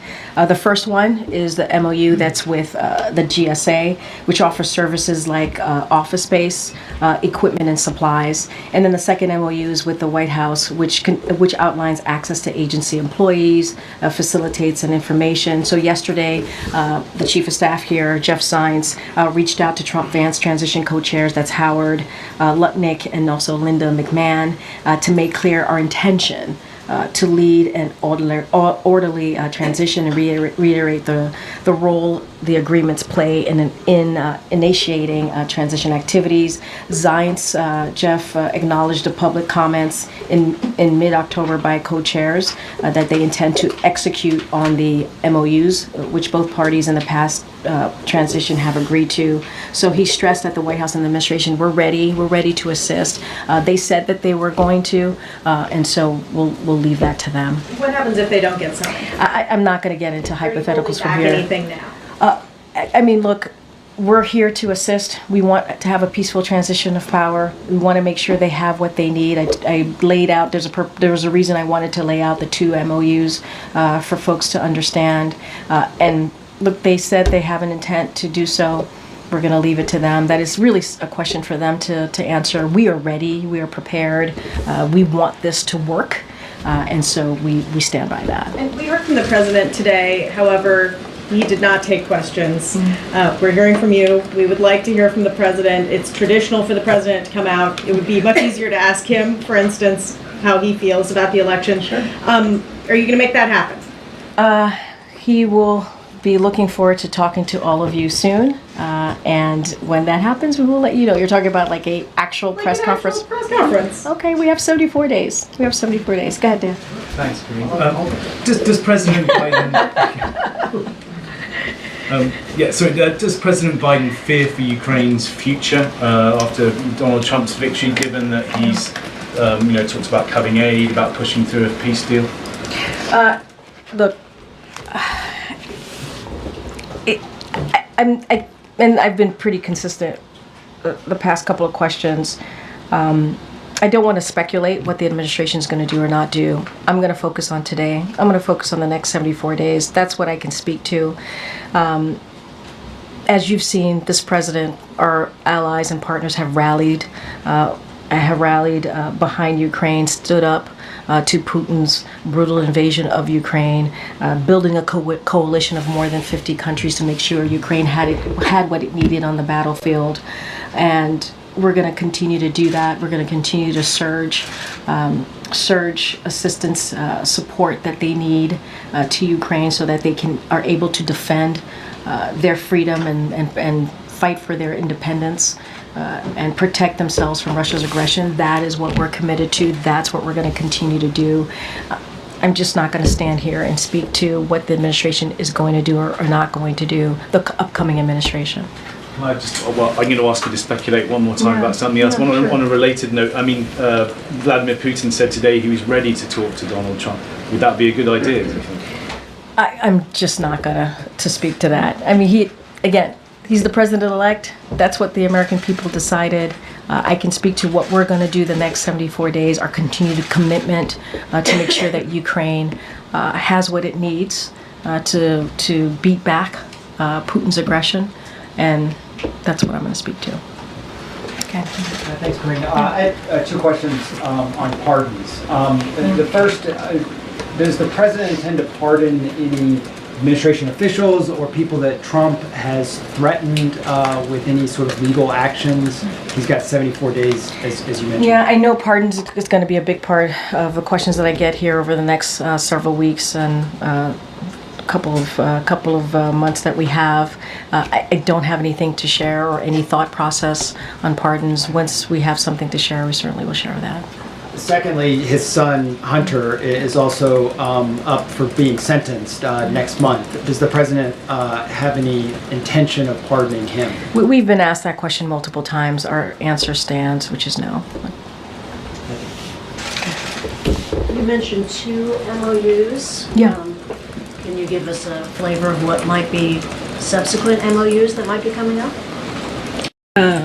I was talking about the transition and how that there's 2 MOUs that are related to the Transition Act, Transition Presidential Act, and that's what I was speaking to. I don't have anything else beyond that. This is part of the Transition Presidential Act, and that's what I was speaking of. I just wanted to make sure that there was an understanding that there's 2 MOUs. I don't have anything beyond that. Okay. Is the president still planning to attend APEC and the G20 summits next week? And if so, given there's such little time in office, what does he aim to do there, accomplish there? So, look, he is planning to attend both conferences, if you will. He's going to be going to Peru and Brazil to attend those conferences respectfully. We will have more to share. I don't have anything beyond that, but I can confirm that the president will be attending. Okay, Anita in the back. Thank you. 2 foreign policy questions. First of all, what are your top foreign policy objectives in the next 74 days, especially vis-a-vis the Americans being held in Gaza and in Ukraine? What are you doing to work to, if you can't solve these problems in the next 74 days, to handle the next administration? So look, the president's going to continue, as more broadly speaking of, in more general terms, speaking of the president's focus on foreign policy, he's going to continue to push forward with the progress that we've made over the 3+ years, and that's been on an array of important issues. Whether I've been talking about Ukraine, whether it's continuing to strengthen our alliances and partnership, standing with Ukraine, making sure they have what they need on the ground to beat back against Putin's aggression, tackling challenges we face in the range from Indo-Pacific to the Middle East. So that will continue to be the president's focus on foreign policy matters, certainly that are important to the American people. I spoke to Gaza already when I was asked a question about Gaza. We're going to have those diplomatic conversations. We want to make sure that we bring the hostages home. That is all the hostages. That is a focus. And let's not forget Lebanon as well. We want to make sure there's a resolution there. And so that's a lot. That is nothing new to what the president has been focused on for the past several months or past 3+ years, and so we're going to continue to do that. The next administration may be finalizing the deal and getting the credit for that if you line it up? I mean, look, this is about what's right for the American people. This is right. I mean, I just said moments ago the president is very proud to be handing over the strongest economy. The next administration is going to inherit a strong economy, and the president's proud about that. He's proud that he's been able to do the work so that the next administration will inherit that. And so, look, we're going to focus on what we can do right now in the next 74 days. And everything that this president does, every focus that he has is on the American people, and that's what we're going to continue to do. APEC at the G20, what is the president's message to China and the other 19 members of the G20, especially vis-a-vis climate change, which, President Trump has a very different... Yeah, and we'll have more to share on what the goals and what the message is going to be when the president travels next week. I was able to confirm that he'll be attending those 2 conferences. We'll have more to share for you all, but I think we've been very clear on our messaging when it comes to the Indo-Pacific, when it comes to China. I think we've been very clear on that, but we will certainly have more to share. Okay, Jared. Considering the outcome of the election, what is the White House's message to Black and Brown communities, LGBTQ Americans who are fearful of the vulnerabilities of a Trump administration, given some policy proposals like eliminating DEI mechanisms, banning LGBTQ, bans in healthcare and classrooms, and how is the president thinking about ways he can advance or preserve civil rights, his agenda in these final days? So look, the president and the vice president, as you know, have put civil rights as one of the top issues in their administration, and we have taken action to make sure that people who are vulnerable and did not have protections or needed additional protections, we made sure that we did everything that we can with this administration so that people in those vulnerable communities feel protected. And that's something that the president and the vice president believe in, are very proud of, and continue to do. And when it comes to this election, I said this, we did not have the desired outcome. There are some people who are celebrating and some people who are heartbroken by this moment. And we understand that. But the reality is majority of the American people voted. And so we're going to respect that. I don't have any new policies to speak to. But for those who are hurting, we see you, we hear you, we understand what you're going through. But don't have anything else to speak to. One more question. There are reports of racist text messages targeting Black Americans being sent across the country, particularly on college campuses, Ohio State, University of Alabama, Clemson University. And these messages are claiming to be from Trump supporters, indicating that recipients have been selected to, quote, pick cotton on plantations. These messages were quickly condemned by campus and civil rights leaders, but is the White House tracking this, and what concern does the White House have about the outcome of the election leading to heightened hate speech? Well, look, I have not spoken to the team here about that reporting. It does sound concerning, obviously. I would have to go back and get a better sense of what is indeed happening and what, the facts are.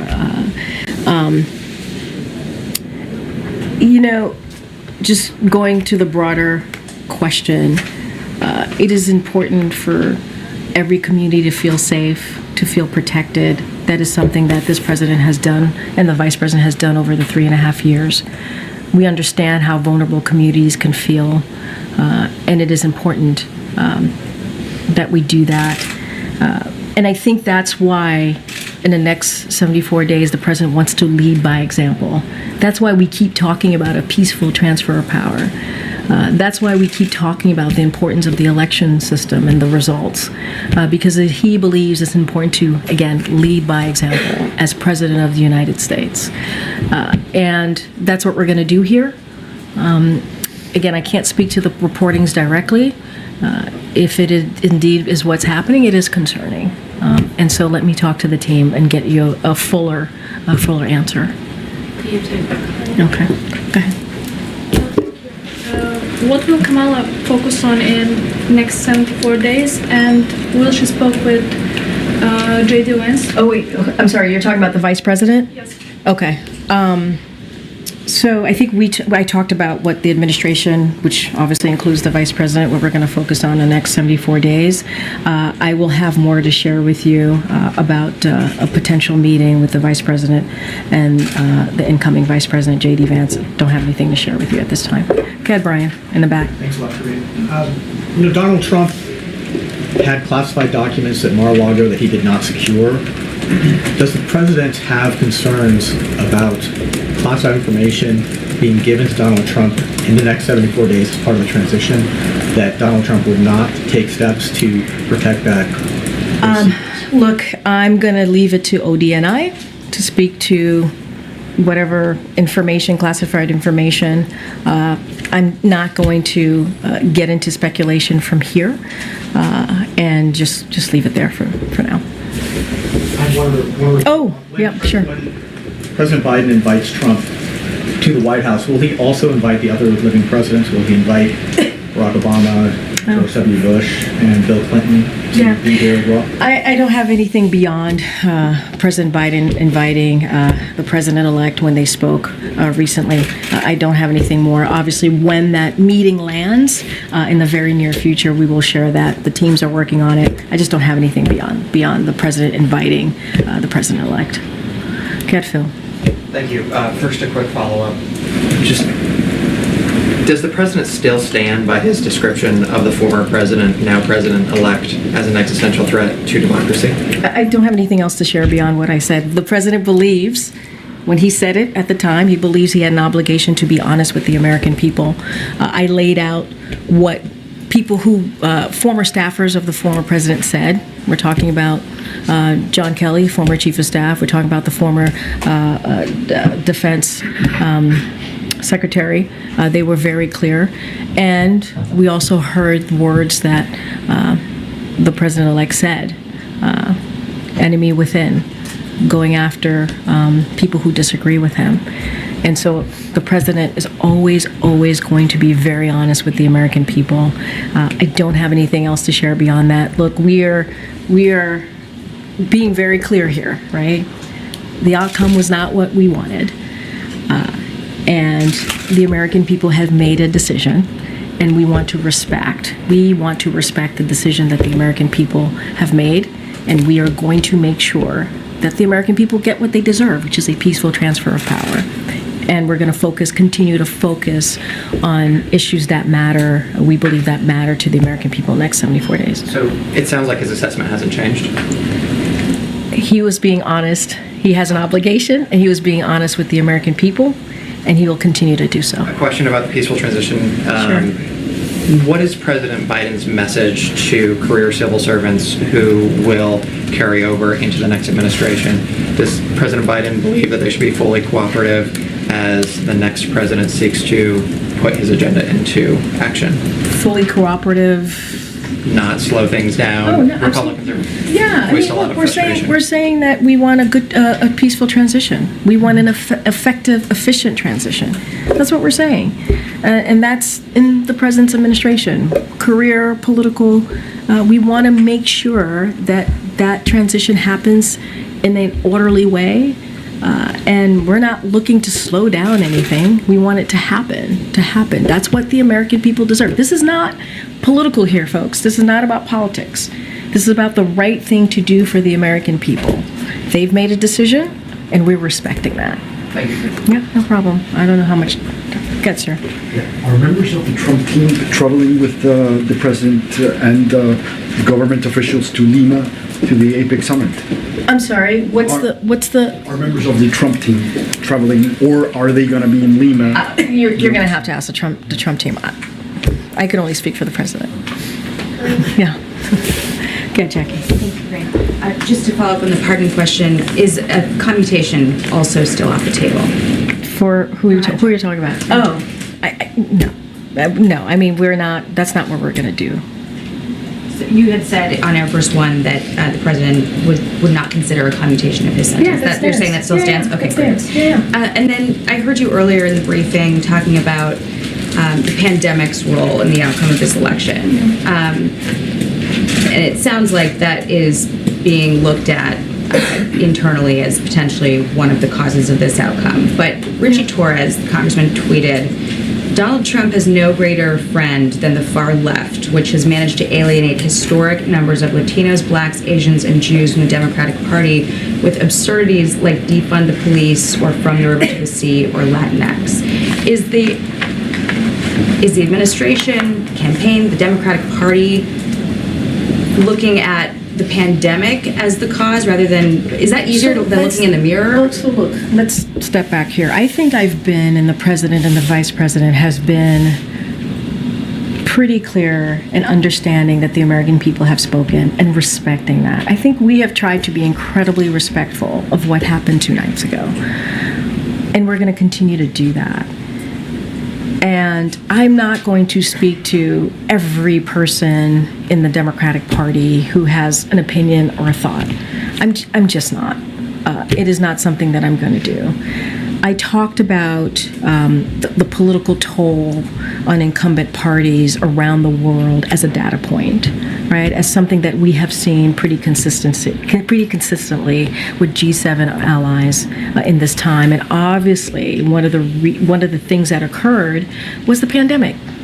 It did. It caused disruption. It caused the supply chain to be disrupted and caused the economy to be turned upside down. While we put policies, and we are, in fact, leading the world on the economy, it doesn't stop the fact that there has been a political toll for incumbents. That is something that I'm telling you as a data point to share, because we know that you guys would have questions. That's a data point that I'm using. And I'm also saying that there's going to be election experts in the next days, weeks, months, who are going to, again, looking under the hood, kick the tires, trying to figure out exactly what happened 2 nights ago. And so they're the pundits. They're going to speak to that. They're the experts, and so we'll have more information as they look at the data. And so we'll leave that to them. And so I'm offering you our perspective, our thoughts, how we're going to move forward in the next 74 days. And I think what Americans should be assured of is that this is a president that's going to put the American people first. That's what people can be assured of. Is examination happening at all inside, though? Because as Gabe mentioned, you know, this administration messaged to millions of Americans that they're going to wake up the day after the election if Trump won and have their rights stripped away, that democracy would crumble, and the president said today we're going to be okay. So how do you square that? I can square that. I'm going to square that in a way that hopefully makes sense, because I've been answering this question multiple times. The American people made the decision. There was an election 2 nights ago. There was. And it was a free and fair election. And we respect the election process. We do. And Americans spoke. And so the job of the president is to make sure we respect that. The job of the president is to make sure that we have a peaceful transfer of power. That is what the American people deserve. And that's what we're going to, it's not complicated. It's truly as simple as that. As simple as that. The president called the president-elect, invited him to the White House. You know why? Because that's customary. That is customary. That is what you do. If you respect what the American people decided, that's what you do. And that's what the president's going to make sure that the Trump transition has what it needs, which is being led obviously by our. Pendant que vous regardez la vidéo, regardez à droite, vous voyez un bouton qui est en noir qui marqué souscribirme. Ça c'est espagnol. Si c'est en anglais, il marqué subscribe. C'est en français, il marqué s'abonner. Cliquez sur le bouton ça. Là, on finit cliquer sur lui, vous voyez une petite cloche bon côté. Cliquez sur cette cloche là tout. Sur cette cloche là, vous voyez abonner automatiquement passe sous première option. Ou après flèche là sous deuxième option. Retirez flèche là sous deuxième option, mettez-le sous première option que c'est tout. Ça veut dire chaque fois monte une vidéo, ou joindre une notification. Et puis pas oublier la gon like en bas vidéo ça. Et guys, ça qu'a fait c'est Maestro que vous oubliez nous même cas des amis moi gon bonne nouvelle pour ou même qui t'a été informé sur toute nouvelle qui passé à l'étranger ou bien en Haïti, eh bien li par l'autre côté c'est branché Chanel pour là qui c'est MPH01. Là, yo bonne nouvelle là sans vous monter clean et puis propre et yo informer tout sur tout ça qui a passé sur question immigration dans pays États-Unis. Invitez amour à l'abonner kounya, activer la cloche notification pour pas rater aucune vidéo Léo la gueule. Yo live 2 fois pendant la journée. 7h30 dans matin et puis 3h30 dans la soirée. Invitez amour faire ça, c'est m'kak vous. Là, on va une nouvelle là sans vous remonter. Aïe.